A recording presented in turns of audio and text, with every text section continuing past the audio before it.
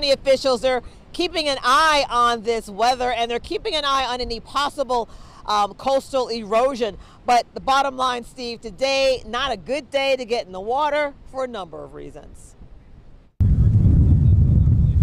Red and purple flags are flying at St. Lucie County beaches. Red for dangerous rip currents, purple for dangerous marine life. When it's this windy, they wash in from the Gulf Stream and they blow all the way into shore. And we got a bunch of them right now. Lieutenant Morgan Harmon is with the St. Lucie County Ocean Rescue. He says with conditions like these, it's not uncommon to see man-o-war washing ashore. It's really dangerous today.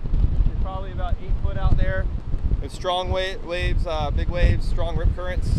It's just really treacherous. We also have a lot of debris washing in. He says this telephone pole washed up on the beach a few weeks ago when conditions were similar. We don't know where that came from, but that's a huge hazard.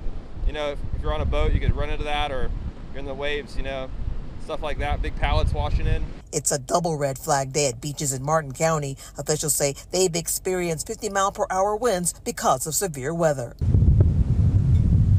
Here in Indian River County, it's much of the same. The dune renourishment project that's taking place on the northern end of the county is on hold until conditions improve. The rough surf may be keeping some people out of the water, but it's not stopping this woman from enjoying her day. I think the beach is beautiful no matter what the weather is. This is just one of its highlights. It's great. I love it.